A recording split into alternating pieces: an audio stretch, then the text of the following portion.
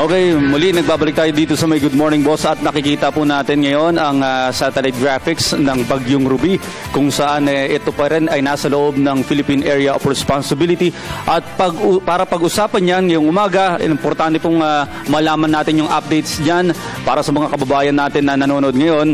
Kasama po natin dito ang Pag-asa Administrator na si Mr. Vicente Molano at syempre si Dr. Esgara Esperanza Kayanan, OIC ng Weather Division ng Pag-asa. Welcome po at maraming salamat at alam ko pong busy kayo sa Pag-asa ngayon at nakarating pa rin kayo dito sa studio namin. Good morning. Good morning, Audrey, at good morning do sa ating mga nanonood ngayong umagang to at maraming salamat sa pagkakataon na binigay niyo po sa amin upang amin pong maipakita sa inyo kung nasaan ngayon yung bagyo. Alam po namin kayo dyan sa may Pag-asa, pag ganitong sitwasyon, talagang tuloy-tuloy po ang trabaho ninyo. Sir, ngayon, nais ko lang para pinakabungad natin, yung mga nanonood ngayon, ano na po ang sitwasyon sa Bagyong Ruby? Nasaan na po siya ngayon dito sa Pilipinas? Yung Bagyong Ruby ay nasa karagatan pa rin po ng malapit po sa sa Mindoro. Exactly po, kaninang 6 a.m., nasa 70 kilometers northeast of Romblon or 70 kilometers southeast of Torrejos sa Marinduque. Ito po ay inaasahan po nating pupunta ng Mindoro at maglandfall sa Mindoro nitong 6 to 8 p.m. ng gabi.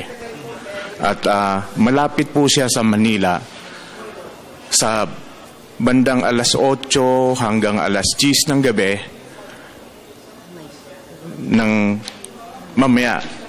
At ito ay pinakamalapit siya 110 to 120 kilometers from Manila kung nandun po siya sa Mindoro. Sa inyo pong unang forecast dito nung papasok pa lang itong Bagyong Ruby, may nagkaroon po ba ng pagbabago sa galaw nito? Nung una nating forecast ay inaasahan natin bago pa siya naglandfall ay sinasabi natin na dun po sa in between sa latitude po ng Katarman, Samar and Borongan. Mm-hmm. At yun po yung nakita natin at tatahakin itong bagyong si Ruby papunta dito sa may bandang Masbate towards Romblon, then towards Mindoro at palabas po sa West Philippine Sea. Mm-hmm. Yung track po natin na binigay natin 2 days ago ay halos yun din po yung dinaanan ng bagyong yon.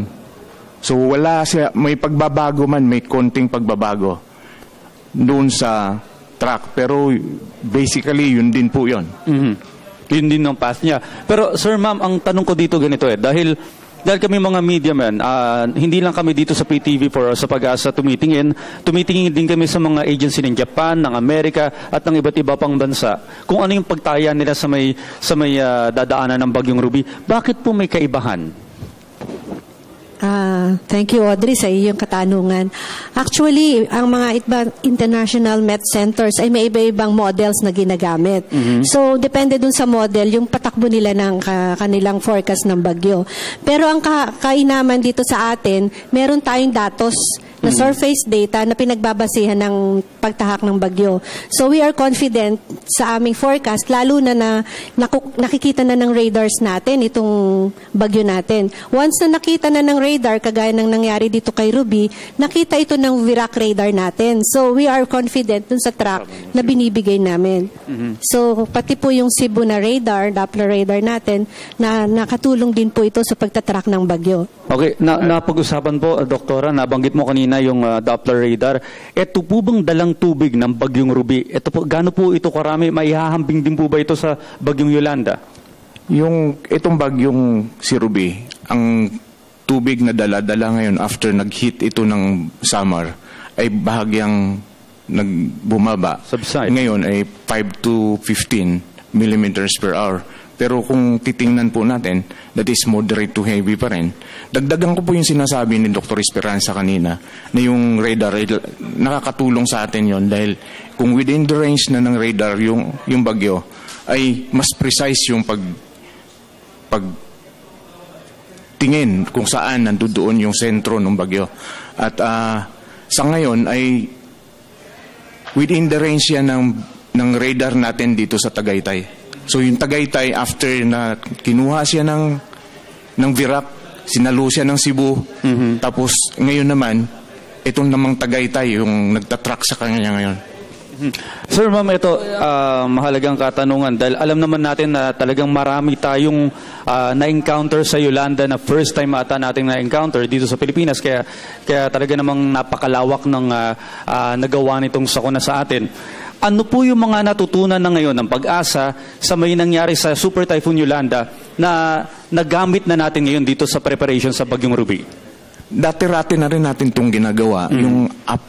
Yung hourly nating pagtatrack, sinasabi natin kung nasaan na hourly yung gitna or sentro ng bagyo. Ang sa ngayon kasi mukhang ang hindi nakuha nung ating mga tagatanggap ng ating mga information kung ano yung meaning ng ibig sabihin ng 6 meters na storm surge, 4 meters na storm surge. Ito kasi iba-ibang meaning. Depende yon kung nasaan kang lugar doon sa dalampasigan. Kung mataas yung lugar mo, kahit nasabihin mong 6 meters yung height ng storm surge at yung namang kinaroroonan doon sa lugar na yon is more than 6 meters, safe ka pa rin. So, ibig sabihin, kung lugar mo is flat, na mas kung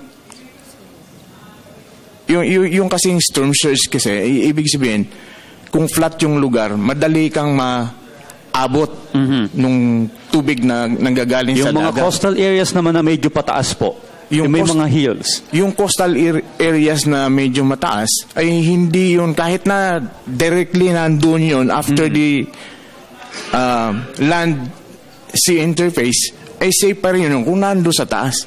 Ito po ba yung sitwasyon sa may Tacloban City? Sila po ba yung flat? Yun yung nakita natin. Ang isa pa, yung configuration ng Tacloban, yung tinatawag natin doon sa mapa na Leyte Gulf.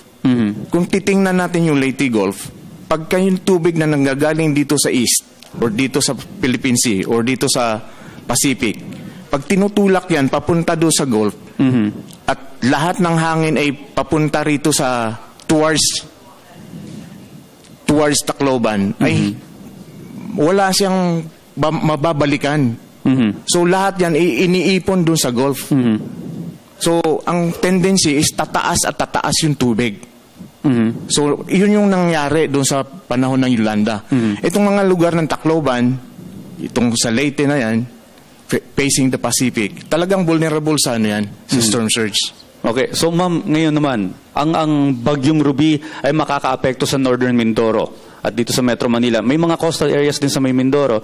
Ano po bang merong doon? Magkakaroon po ba ng storm surge din? Actually, meron tayong possibility na storm surge pero hindi naman ganun kalaki no kagaya sa Tacloban. Ang nakikita namin dito ay ang pinakamataas ay halos 2 metro. Pero isang bagay lang po ang dapat din nating tingnan dahil yun pong high tide natin dito sa Manila Bay ay mag-occur po 10:45 p.m. tonight. Yung pinakamalapit din po ayon dun sa takbo ng ating bagyo ay mamayang 8 to 10 p.m. dito sa Metro Manila. So may possibility po na kung magsasabay itong high tide at saka itong storm surge na around 1 to 2 meters, aabot po tayo ng mga around 3 meters. So maghanda rin po tayo. Okay. Sir, usually nakikipag-coordinate sa inyo yung mga local government officials para sabihan yung kanilang mga kababayan.